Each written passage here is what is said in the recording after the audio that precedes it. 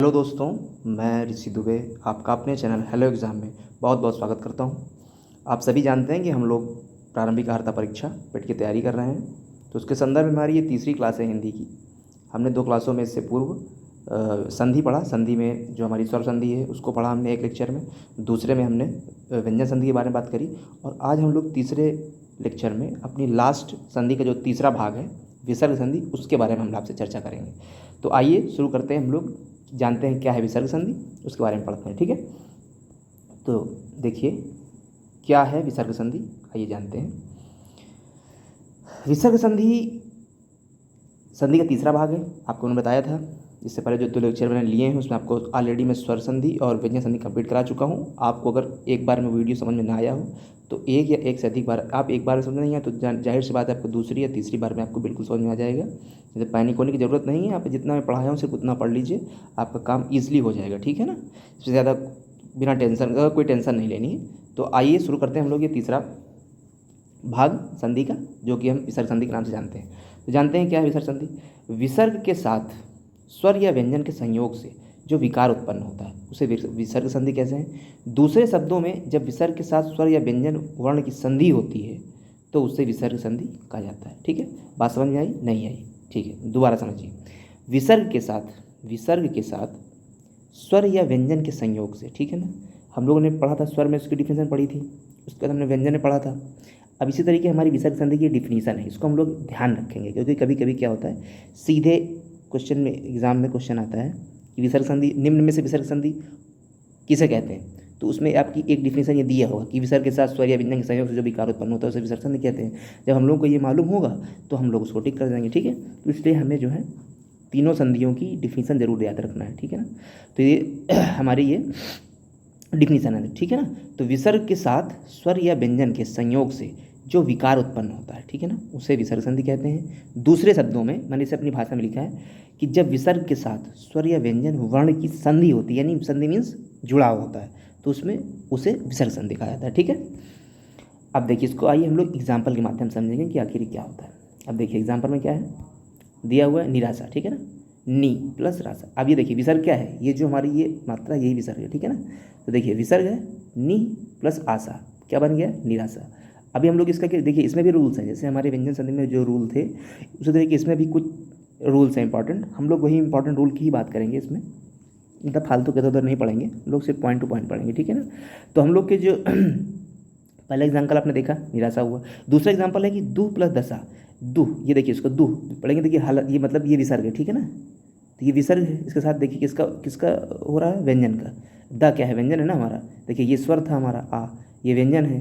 देखिए दोनों को मिलाव हुआ, बन गया विसर्ग संधि। ठीक है ना, तो इस तरीके मैं समझाया भी है, इसमें लिखा हुआ ना, देखिए उपर्युक्त उदाहरण में पहले वाक्य में नि में जो विसर्ग लगा है, ठीक है, उसकी संधि आ के साथ हो रही। ठीक है ना, मैंने बताया ना कि आ जो है स्वर था तो हो रही है, और आ हमारा स्वर है। ठीक है ना, और दूसरे वाक्य में दु में जो विसर्ग लगा हुआ है उसकी संधि दा के साथ हो रही है, तो दा हमारा व्यंजन है। इसी प्रकार हमारा ये बन गया विसर्ग संधि। ठीक है ना, समझ रहे हैं ना, तो ये हो गया। अब देखिए इसमें भी हमें कुछ रूल्स पढ़ने हैं जो कि इंपॉर्टेंट रूल, हम लोग उसकी चर्चा करेंगे। तो क्या है हमारे रूल, आइए जानते हैं। पहला रूल क्या है, देखिए विसर्ग संधि की परिभाषा जानने के बाद आप अच्छे से समझ गए होंगे कि विसर्ग संधि किसे कहा जाता है। ठीक है ना, मैंने समझाया ना आपको, इसलिए मैंने इसको लिख भी दिया है कि आप जब इसके नोट्स निकलवा लीजिएगा। ये नोट्स हमारे आपको टेलीग्राम चैनल पे आप विजिट करिएगा हमारे हेलो एग्जाम में, तो उसमें आपको मिल जाएगा, पीडीएफ मिल जाएगी, आप उसको निकलवा लीजिएगा। इसको घर पे आराम से 1 से 2 बार 3 बार रिवीजन करिएगा। ज़्यादा कुछ है नहीं, मैं सभी इंपॉर्टेंट ही चीज़ें सेलेक्ट करी हैं, उन्हीं को आप पढ़ लीजिएगा, एकदम आपको संधि का टेंशन खत्म हो जाएगा। ये बार बार संधि पढ़ने से बेटर है कि हम ये 3 लेक्चर को आप पढ़ लीजिए, एकदम आपका पूरा टेंशन खत्म, और उसको बार बार रिवाइज कर लीजिएगा। बस संधि के आपके जितने भी क्वेश्चन आने वाले हैं सब आपसे बन जाएंगे। ठीक है, बिना टेंशन के। तो अब हम बात करते हैं विसर्ग संधि के नियम के बारे में, जिससे कि आपको विसर्ग संधि के शब्द पहचानने एवं बनाने में आसानी होगी। ठीक है ना, तो देखिए सभी नियम क्या है, देखिए सभी नियम के साथ हम इसके कुछ उदाहरण भी जानेंगे, जिससे आपको नियम समझने में और भी आसानी होगी। विसर्ग संधि के प्रमुख नियम निम्नलिखित हैं। ठीक है ना, मैंने सब लिख दिया है इसीलिए कि आप बहुत, देखिए मैं एक नोट्स खुद से बनाता हूँ। ठीक है ना, तो इसमें किसी प्रकार कोई किताबी लैंग्वेज आपको नहीं मिलेगी, सब एकदम देसी लैंग्वेज मिलेगी ताकि आप एकदम आसानी से समझ सकें। तो और देखिए जो मैं इसमें एग्जांपल करा रहा हूँ इनको बहुत ध्यान से करिए, क्योंकि ये हमारे सिलेक्टेड एग्जांपल हैं। ये आपको हो सकता है एकदम डिट्टो, इससे सेम टू सेम हो सकता है आपके क्वेश्चन पेपर में मिल जाए आपको, ठीक है ना। इसलिए बहुत सावधानी से करिएगा इनको। तो पहला हमारा रूल क्या है, यदि विसर्ग के साथ, क्या लिखा हुआ, यदि विसर्ग के साथ, विसर्ग के आगे सा, खा, सा और आए तो वह क्रमशः सु, सा और सा स्वतंत्र हैं, ठीक है ना। ये देखिए स्वतंत्र है, ये स्वतंत्र के हलंत लगा हुआ में बदल जाते हैं। जैसे क्या है, निःशंक, देखिए है लगा हुआ, देखिए सा बदल गया ना, ये देखिए सा सा सा साथ में, देखिए इसमें सा आ रहा है ना साथ में, किसे मतलब आधा सा में निशंक हो गया।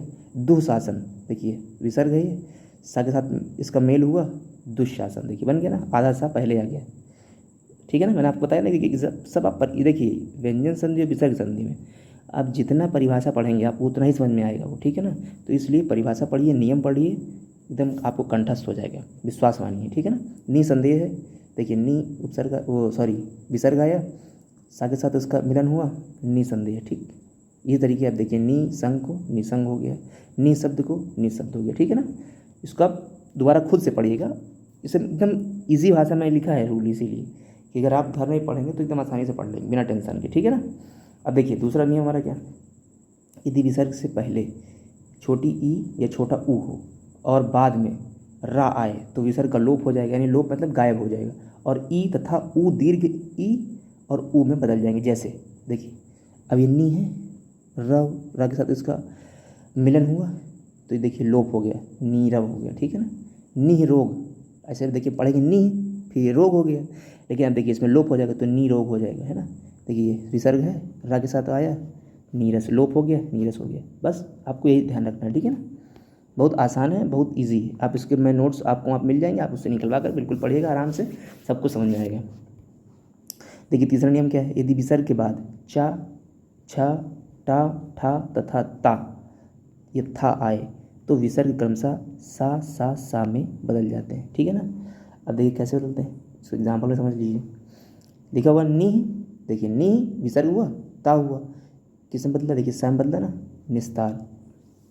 दुह चरित्र, देखिए दु है, विसर्ग हुआ, चा के साथ लोप हुआ, दुष्चरित्र बन गया, हो गया।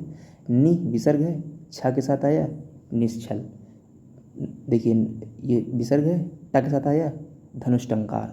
निष्ठुर, देखिए ऐसे समझेंगे, इसको पढ़ेंगे निष्ठुर, अभी देखिए विसर्ग है, ठा के साथ आया, निष्ठुर हो गया। बस यही रूल है, रूल मेन है इसमें, विसर्ग में मेन रूल है, आप समझ लीजिए।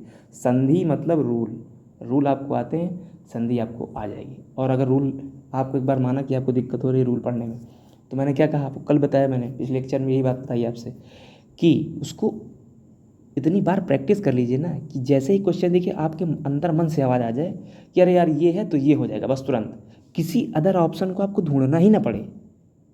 जब आपके साथ ये कंडीशन हो जाएगी ना तो एकदम जाने कि संधि खत्म है, संधि मीन्स कुछ नहीं, आप ये समझ लीजिए, ठीक है। तो अब देखिए हम बात करें नियम 4 की। विसर्ग के बाद का आ जाए, खा आ जाए, पा आ जाए, फा आ जाए, रहने पर विसर्ग में कोई विकार उत्पन्न नहीं होता है, ठीक है ना।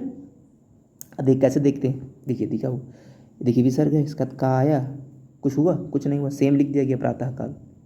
पय पान है, विसर्ग आया, पा आया, पयः पान हो गया, कोई दिक्कत।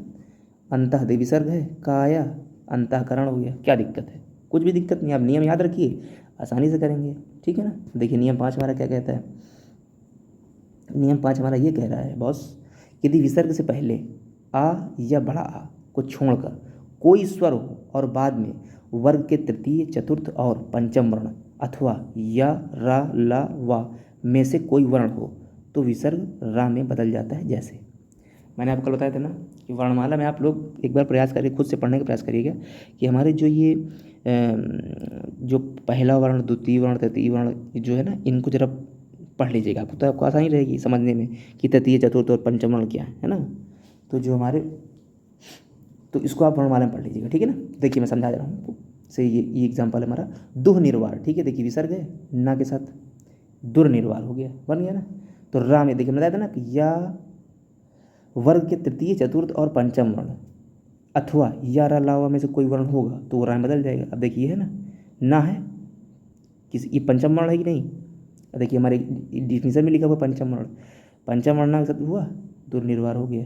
दुबोध, देखिए ये हो जाएगा दुर्बोध, ठीक है ना। निगुण, का खा गा, देखिए गा हमारा तृतीय है, देखिए तृतीय लिखा हुआ ना गा, तो यही चीज़ मैं कह रहा हूँ, देखिए गा गु, नि गु, तो ये हो गया निर्गुण, ठीक है ना। निह आधार, देखिए विसर्ग है, आ गया, निराधार हो गया। बस आप रूल याद रखिए, ये जान लीजिए कि संधि खत्म है, संधि मीन्स कुछ नहीं होता है। रूल आप याद रखिए, अगर रूल नहीं आपको पता है या आपने प्रैक्टिस नहीं करी तो फिर आपको दिक्कत होगी, निसंदेह समझ लीजिए आप। बाकी से सरल कुछ है नहीं संधि से, ठीक है। तो देखिए हमारा ये जो है छठवां नियम क्या है। छठवां नियम हमारा ये कहता है, यदि विसर्ग से पहले छोटा आ या बड़ा आ को छोड़कर कोई अन्य स्वर आए और बाद में कोई भी स्वर आ जाए तो भी विसर्ग रा में बदल जाता है। जैसे कैसे बदलेगा अब देखेंगे हम लोग। देखिए नी विसर्ग है, सॉरी नी विसर्ग है, आ है, क्या हो गया निराशा है। नी विसर्ग है, बड़ी ई है, निरीह विसर्ग है, छोटा ऊ है, उपाय निरूपाय, ठीक है ना। नी प्लस अर्थक, ये है हमारा विसर्ग लगा हुआ, आया निरर्थक हो गया। ये है बस, इसको आप कुछ नहीं करना है, आप केवल रूल इसके याद रखिए। जान लीजिए व्यंजन सर्ग और विसर्ग संधि ये खत्म है, बस आपको केवल रूल याद रखने हैं, ठीक है ना। अब देखिए हमारा जो सातवां नियम है, इसलिए मैंने बहुत जो मोस्ट इंपॉर्टेंट नियम बस वही मैंने कराए हैं, फर्जी की चीज़ें कोई काम नहीं हमारे लेक्चर में, ठीक है ना।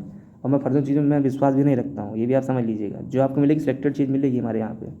और जो मैं खासकर जो मैं एग्जांपल कर रहा हूँ उसको बिल्कुल ध्यान रखिएगा, एग्जांपल आपको नहीं छोड़ना है। अगर आपने एग्जांपल छोड़ रहे हैं तो जान लीजिए आप एक क्वेश्चन छोड़ रहे हैं, आप ये समझ लीजिए, ठीक है ना।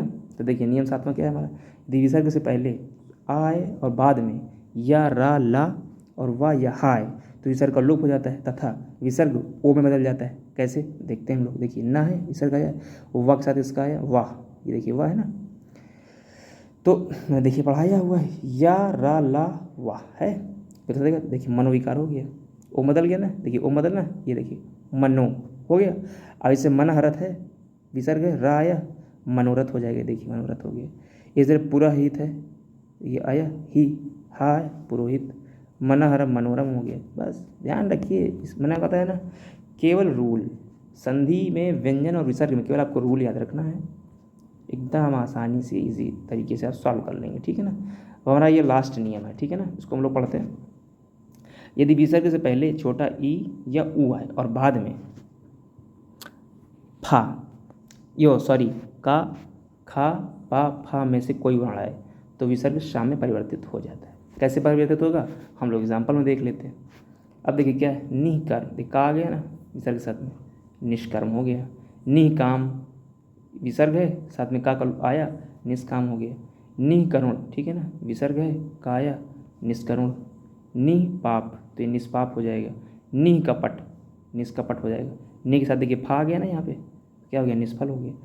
बस आप यही ध्यान रखिए। तो ठीक है दोस्तों, आज ये हमारा वीडियो बहुत छोटा है, कोई दिक्कत नहीं, छोटा है लेकिन बहुत कारगर होगा, ठीक है ना। आप इसको जो हमारी ये PDF होगी ये आपको टेलीग्राम चैनल मिलेगी, उसको आप ले लीजिएगा और वहाँ से इसको 2 से 3 बार अपने मन से पढ़ लीजिएगा। उसके बाद जितने भी एग्जाम्पल मैंने कराए हैं इनको आप विशेष कर ध्यान रखिएगा, ठीक है ना। जब इसको ध्यान रखेंगे तो आपको कोई टेंशन नहीं होगी और आसानी से आप इसको सॉल्व कर रहे होंगे, ठीक है ना।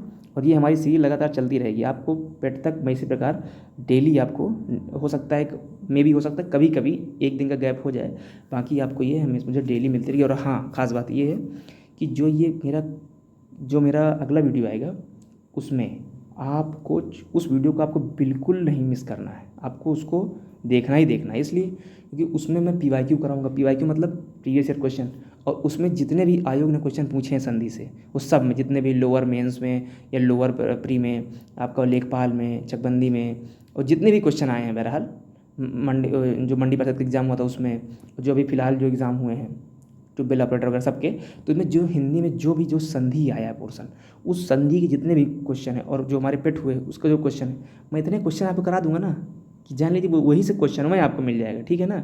जब परेशान होने की कोई ज़रूरत नहीं, मैं कह रहा हूँ आप हिंदी की टेंशन ये 5 नंबर, 5 क्यों, 5 ये और 10 नंबर का जो गद्यांश आना है, 15 नंबर की जिम्मेदारी मुझ पर छोड़ दीजिए और निश्चित एकदम बेफिक्र हो जाइए। और जब जितना मैं पढ़ा रहा हूँ उतना आप केवल पढ़ के जाइएगा, प्रैक्टिस करके जाइए। हाँ देखिए, प्रैक्टिस आपको करनी है, प्रैक्टिस मैं तो नहीं करा पाऊंगा, मैं सिर्फ आपको मटेरियल प्रोवाइड करा दूंगा, प्रैक्टिस आपको खुद से करना है। और जान लीजिए आप सिर्फ प्रैक्टिस करिएगा, उसके बाद रिजल्ट आप मुझको बताइएगा जब आप आपका रिजल्ट आवे तो बताइए भैया कैसा क्या हुआ, ठीक है ना। तो ठीक है दोस्तों, बिल्कुल आप स्वस्थ रहिए, मस्त रहिए, पढ़ाई करते रहिए, क्योंकि हमारा बहुत जान लीजिए कि एकदम बहुत ही सुनहरा काल चल रहा है। तो हम सब माता पिता की आशाएं भी हम लोग पे लगी हुई हैं, तो इसको ध्यान में रखते हुए निरंतर अभ्यास करते रहिए, पढ़ाई करते रहिए और अपने जीवन को सफल बनाइए, ठीक है दोस्तों। फिर मिलते हैं नए वीडियो के साथ, तब तक के लिए जय हिंद, जय भारत।